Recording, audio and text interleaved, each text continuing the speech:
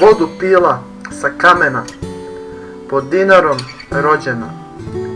Imala je svoga sina Deliju iz grada Knina, ali osmeh godinama više isti nije, njena duša samo gorki čemer pije. Od rova do rova molila je Boga da joj pronađe sina jedinog. Ni do dana danas ne zna gde je on, nosi samo tugu u srcu majčinom. Tako ona sedi i njegovu sliku gleda, pa svoga sina zaboravu ne da.